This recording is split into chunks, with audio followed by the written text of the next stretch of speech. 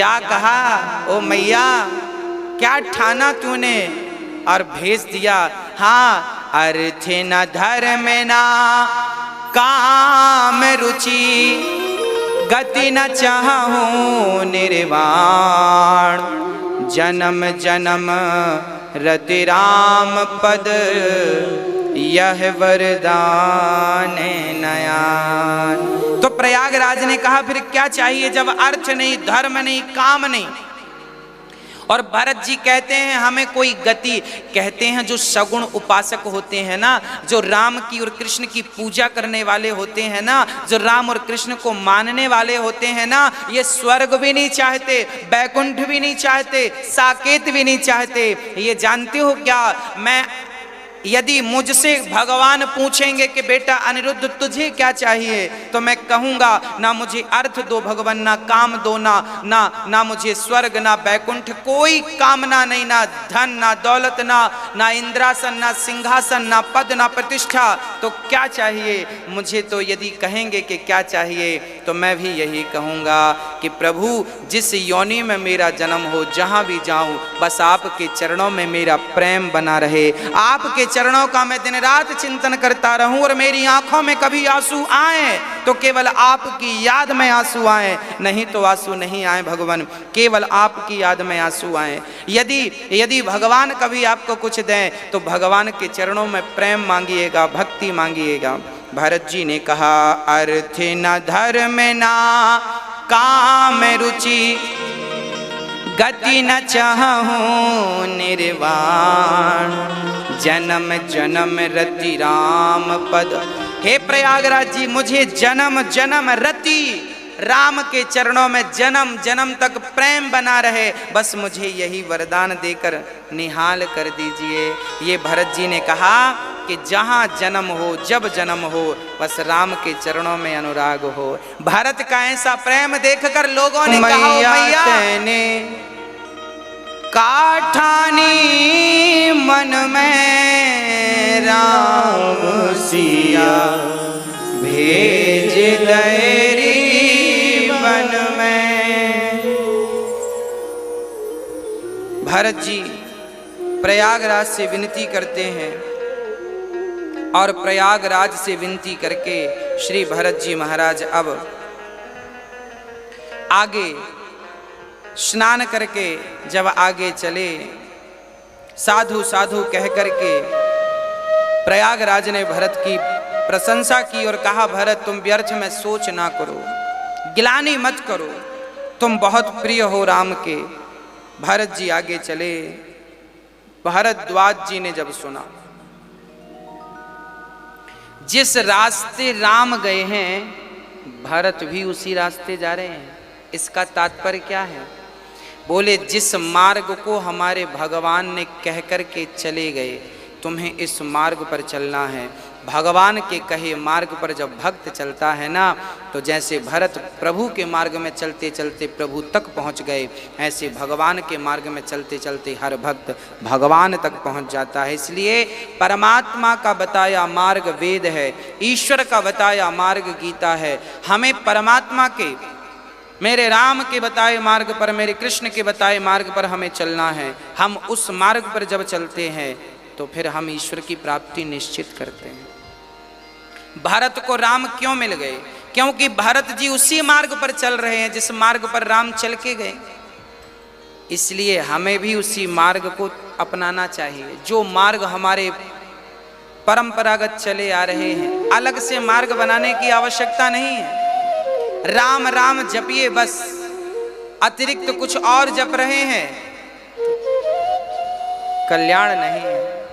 और मैं आज आपको स्पष्ट कर दूं कि राम और कृष्ण और नारायण, इनमें रत्ती मात्र का अंतर नहीं। राम ही कृष्ण, एक युग में राम बने, वही दूसरे युग में कृष्ण बन गए। सुनत राम गुण ग्राम सुहाए, भरद्वाज मुनि बर पहियाए। जैसे ही वह श्री भरद्वाज जी को पता चला भरत आए हैं, दौड़ पड़े, भरत जी चरणों में गिर पड़े ऋषि जी के, उठाकर हृदय से लगा लिया श्री भरत जी को। श्री भरद्वाज जी ने हृदय से लगाया, दंड प्रणाम करते मुनि के देखे, मूरति मंद भाग्य निज लेखे। उठाकर भरत जी को हृदय से लगा लिया और बहुत प्रेम से आदर सत्कार कर रहे हैं श्री भरत जी का। हाँ, भरत जी को कह रहे हैं, श्री भरद्वाज जी भरत जी से कह रहे हैं कि आप जैसा प्रेमी इस सृष्टि में कोई नहीं है, आप जैसा कोई नहीं है। सुनहु भरत रघुवर मन माही, प्रेम पात्र तुम सब को नाही। श्री भरद्वाज जी कहते हैं, भरत आप जैसा प्रेमी जो राम को पाने के लिए चल पड़ा है, पैदल नंगे पांव चल रहा है, तुम जैसा प्रेमी ना कभी हुआ है ना कभी होगा। अच्छा, यहाँ एक अद्भुत चर्चा भी है। वो अद्भुत चर्चा ये है कि जब भरत जी महाराज इनके आश्रम में आए भरद्वाज जी के, तब भरद्वाज जी ने अपनी शक्ति, अपने तपोबल से, रिद्धि सिद्धियों के बल से इतना बढ़िया नगर का निर्माण, सोचिए चुटकी बजाते उन्होंने नगर का माया से, सिद्धियों से निर्माण करा दिया। सबको बढ़िया एक एक बेडरूम दिया जितने लोग थे, और सब आलीशान इतना सुंदर सुसज्जित नगर बनाया अपने एक चुटकी में। अपनी तपस्या के बल पर भरद्वाज ऋषि ने भरत जी के साथ जितने लोग थे सबको बढ़िया सेपरेट कमरा, और खाने को वो जो आज तक किसी ने खाया ही नहीं। लिखा है रामचरितमानस में, स्वर्ग की सुख सुविधाएं भी इनके सामने फीकी नजर आई। यहां तक कि ब्रह्मलोक में भी इतना सुख नहीं है जितना सुख भरद्वाज जी ने अपने तप के प्रभाव से भरत जी के सामने प्रकट कर दिया। परंतु जानते हो वहां पर क्या लिखा है? गोस्वामी जी ने, भरत जी जब इस प्रकार का संसार का सुख देखते हैं तो भरत जी इस सुख को देखकर एक रत्ती मात्र भी इस सुख पर आकर्षित नहीं हुए। नहीं तो धन धान्य और सुंदरी देख करके हाँ अच्छे अच्छे लोगों का वैराग्य समाप्त हो जाता है, पर धन्य थे। मुझे तो लगता है कि भरद्वाज जी भारत के प्रेम की परीक्षा ले रहे हैं। अच्छा, यहाँ हमारे साथ यही तो विडंबना है। जब हम भगवान की ओर बढ़ते हैं ना, जब हम भगवान को पाने के लिए बढ़ते हैं, तब क्या होता है? हमारे सामने संसार का सुख नाचने लग जाता है, भोग नाचने लग जाते हैं। ये क्यों नाचने लग गए? इसलिए नाचने लग गए कि तुम इनमें लग जाओ और भजन से रह जाओ। भगवान तुम्हारी परीक्षा भी तो लेंगे ना कि कच्चा है कि पक्का है। इसलिए जब भगवान को पाने के लिए जब मन बनाकर निकल पड़ो तो सोना चांदी तो मिलेगा, उलझ मत जाना। संसार में यही तो उलझन है। कथा हम कई बार आपको सुना चुके हैं, हाँ, कि एक पिता ने अपने बेटे को 100 रुपए देकर बाजार भेजा। बाजार गया बेटा, कहा पिता ने बढ़िया बढ़िया बढ़िया बढ़िया फल लेकर के आना, पके पके ताजे ताजे फल लाना। बेटा गया और बाजार पहुंचा, वहां पर एक मंदारी बंदर को नचा रहा था। नाच बंदर, नाच बंदर। सज्जन खड़े हो गए, पिता ने 100 रुपए देकर भेजा था, बढ़िया फल लाना ताजे ताजे। पर ये बंदर के नाच में इतना मस्त हो गया कि जब बंदर का खेल पूरा हुआ तो बंदर ने कटोरा उठाया, भैया दो। तो इससे इतना आनंद आया और ये बंदर के नाच से इतना प्रभावित हुआ कि 100 रुपए निकाल कर इसने बंदर को दे दिया। जब तक इसे याद आया कि पिता ने भेजा है, दुकान में फल लेने के लिए गया। जब तक दुकान पहुंचा तब तक लेट हो गया था, दुकानें बंद हो चुकी थी। खाली हाथ पिता के पास गया। पिता ने कहा फल लाया? बेटे ने कहा नहीं लाया। पिता ने कहा चल पैसे वापस कर। बोले पैसे भी खर्च हो गए, फल भी नहीं लाए। इसका तात्पर्य यह है कि एक पिता ने बेटे को बाजार भेजा, अर्थात हम वो बेटे हैं और हमारे पिता हैं राम। उस परमात्मा ने हमें सांसारिक बाजार है, इस संसार में 100 रुपए देकर भेजा, अर्थात 100 रुपए मतलब 100 साल की उम्र। 100 साल की उम्र देकर परमात्मा ने हमें संसार की बाजार में भेजा कि जाओ बढ़िया बढ़िया फल लेकर आओ। कौन से फल? अच्छे अच्छे कर्मों के फल, अच्छे अच्छे कर्म करना और अच्छे अच्छे कर्मों के फल लेकर आना। परंतु हम यहाँ मंदारी और बंदर का खेल देखने में मस्त हो गए। ये बंदर का खेल क्या है? बोलिए घर गृहस्थी, काम धाम झंझट संसार की, यही तो मंदर और मंदारी का खेल है। कभी पत्नी पति को नचाती है तो कभी पति पत्नी को नचाता है, तो कभी माँ बाप बच्चों को नचाते हैं, तो कभी बच्चे माँ बाप को नचाते हैं। पूरी जिंदगी इंसान मंदारी का बंदर बना, अपनी पत्नी का बंदर, बच्चों का बंदर, परिवार का बंदर, कामकाज का बंदर बना। पूरी जिंदगी इंसान बंदर बना नाचता है। और इसी नाच में कितने रुपए खर्च हो गए? बोले 100 रुपए खर्च हो गए। मतलब पत्नी पति पुत्र परिवार में ही 100 साल समाप्त हो गए, पता ही नहीं चला। जब तक अकल ठिकाने आई, जब तक होश आया कि भाई तू क्यों आया है संसार में, जब तक होश आया तब तक तो वहाँ दुकानें बंद हो चुकी। अर्थात अब तुम्हारे समय पूरा होने को है, जीवन लीला पूरी, आंखें बंद होना ही दुकानें बंद होना है। अर्थात अब आपकी मौत सिर पर खड़ी है, अर्थात आप मरने वाले हैं। अब समय कम बचा। जब वो दुकान गया तो दुकानें बंद, वापस चला गया। जब आप भगवान के घर वापस जाते हैं तो भगवान पूछते हैं क्यों आ गए? मैंने फल लेने भेजा था, ले आए अच्छे अच्छे कर्मों के फल? तब बोले ना भगवान, हम तो परिवार की ही सेवा में लगे रहे, पैसे कमाते रहे, तिजोरियां भरते रहे, ना तो कभी दान किया, ना तो कभी किसी को पानी पिलाया, ना तो किसी को कभी 2 रोटी खिलाई, बस अपना खाते रहे और जोड़ जोड़ के रखते रहे। हाँ, धन दिया है विधाता ने, पर कुछ लोग इतने कंजूस होते हैं, इतने कंजूस होते हैं कि वो लोग 1 रुपए भी दान नहीं करते।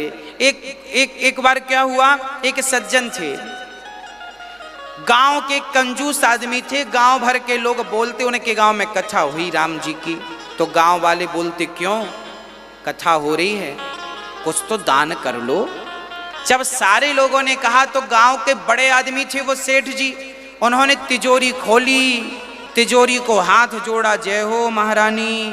तिजोरी से 1 रुपए निकाला, 1 रुपए निकाला और अपने हाथ में 1 रुपए यूं दबाया, यूं, और दबा के चले कि आज दान करेंगे। बड़े खुश हैं, 1 रुपए दान करेंगे। गए, लाइन में लग गए, लंबी भीड़ थी, भक्तों की लाइन लगी थी। ये लाइन में लगे जब इनका नंबर आया तब तक इनकी गर्मी का टाइम था, मुट्ठी के अंदर पसीना आ चुका था, पसीज चुकी थी मुट्ठी। और जब मुट्ठी खोलकर देखा उस रुपए को तो वो गीला था। सेठ जी बोले अच्छा लगता है तू रो रहा है, जाना नहीं चाहता मेरे पास से, एक काम कर, अच्छा एक काम कर, तू रो रहा है ना, मुझसे तेरा दुख देखा नहीं जाता। उठाकर जेब में रख लिया, खाली प्रणाम करके आ गया। योगदान भी वही करते हैं उस आश्रम में मेरी वृद्ध माएं। जानते हैं कौन सी माएं? जिनके बच्चों ने उन पर अत्याचार किया। आज कलयुग का ये दौर चल रहा है जहां बेटे माँ बाप का सम्मान नहीं करते, जहां बेटे माँ बाप की सेवा नहीं करते, वहां ये दास अनिरुद्ध उन तमाम वृद्ध माओं की सेवा करने का संकल्प लिए बैठा है। और बहुत जल्दी दीपावली के बाद ही अब मेरी माएँ वहाँ शिफ्ट होकर और प्रेम पूर्वक रहना स्टार्ट करेंगी। और आप इन माँओं के लिए किसी एक माँ को जीवन भर भोजन देने का आप निर्णय ले सकते हैं, मात्र 21,000। आप अपनी जिंदगी, पूरी जिंदगी की कमाई से एक बार मेरी एक माँ के लिए 21,000 क्या नहीं निकाल सकते? और मुझे विश्वास है कि आपका जब धन वृंदावन पहुँचेगा तो उस धन का आप तक पहुंचना सार्थक हो जाएगा। आप तक पहुंचा था तो आपने उसे सही जगह पहुंचा दिया, तो वो धन भी, वो लक्ष्मी माँ भी कहेगी कि मैं तुझ तक आई तो तूने मेरा सदुपयोग किया, अब मैं तेरे पास बढ़ चढ़ करके आऊँगी। मैं पहले आपके कहते हैं ना, दान करेंगे तो आपके घर लक्ष्मी की वृद्धि होगी ही होगी। एक बहन का मेरे पास फोन आया। उन्होंने कहा गुरुदेव मैंने दान करना स्टार्ट किया, मेरी नौकरी लग गई और मेरे जीवन के सारे दुख समाप्त हो गए। जब आप अपने घर का धन उठाकर दान करते हैं ना, तो उस धन के साथ आपके घर की दरिद्रता चली जाती है और आपके घर में सुख शांति समृद्धि आती है। आप कभी ये ना सोचें कि मैं दान कर दूंगा तो मेरा धन कम हो जाएगा। अरे भाई, गंगा से करोड़ों लोग रोज पानी पीते हैं, तो क्या गंगा का पानी कम हो जाता है? पेड़ों के फल रोज लोग खाते हैं, तो क्या पेड़ों में फल कम हो जाते हैं? अरे भाई, सीजन निकल गया आम का, अगला सीजन आएगा तो फल फिर आ जाएंगे। हाँ, गंगा का पानी कभी समाप्त नहीं होता, वो तो लोगों के लिए बहता है। हाँ, गंगा सबको देती है, इसलिए गंगा का जल मीठा है। समुद्र किसी को पानी नहीं देता, इसलिए उसका जल खारा है। जो देता है ना, उसका धन पावन होता है। एक बार नदी ने तालाब से कहा, ए तालाब भैया, तुम हम में मिल जाओ, हम तुम्हें सागर से मिला देंगी और बड़ा बना देंगी। तुम अभी तालाब हो, सागर में मिलोगे ना तो बड़े बन जाओगे।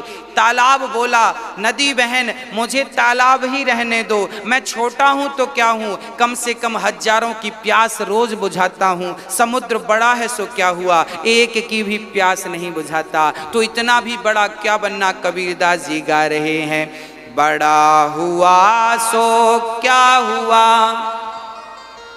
जैसे पेड़ खजूर, पंछी को छाया नहीं, फल लागे अति दूर। इतना बड़ा भी मत बन जाना कि तुम किसी के काम ना आ सको।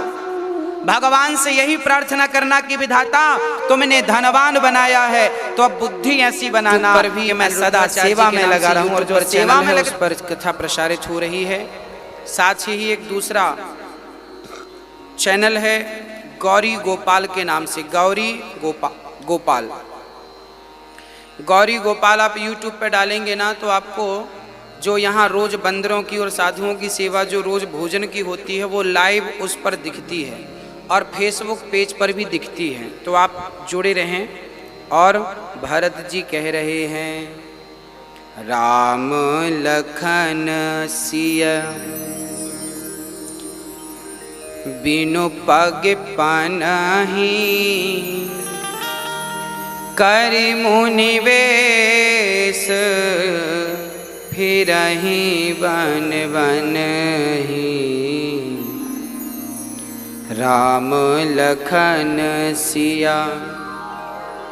भारत जी कह रहे हैं कि हे गुरुदेव, मुझे केवल इस बात का दुख है। जब भरद्वाज जी ने पूछा कि आप क्यों इतने परेशान हैं, क्यों इतने दुखी हैं भरत जी, तब भरत जी ने कहा, गुरुदेव मैं केवल इसलिए दुखी हूँ कि मेरे राम, मेरे माँ जानकी, मेरे भ्राता लक्ष्मण बिना चरण पादुका के नंगे पांव घूम रहे हैं बन बन। मैं कितना अभागा हूँ गुरुदेव कि देखो तो मेरे कारण राम को बन बन जंगल में बिना चरण पादुका के घूमना पड़ रहा है, कितना अभागा हूँ मैं। तब गुरुदेव ने समझाया, भरत ऐसी बात नहीं है। हाँ, भरत जी महाराज अब बड़े प्रेम से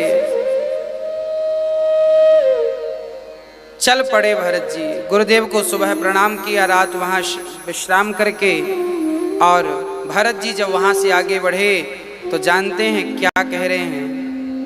भरत जी जब चले तो भरत जी के पाँव में ना तो जूता था ना ऊपर छाया थी।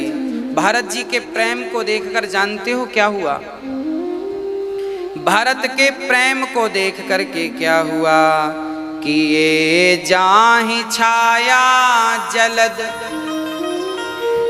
सुखद बहि बर्बात, तस मगु भयउ न राम कहा, जस भा भरतहि जात। कहते हैं जब भरत ने प्रेम हृदय में धारण करके जब यात्रा प्रारंभ की, तो ना भरत जी के पांव में चरण पादुका थी, ना सिर पर कोई छाया, पर बादलों ने छाया कर ली। जहां जहां भरत जा रहे हैं बादल छाया किए चल रहे हैं। और भरत जी जब चलते हैं ना तो जिस पत्थर पर जिस कांटे पर भरत के चरण पड़ते हैं ना,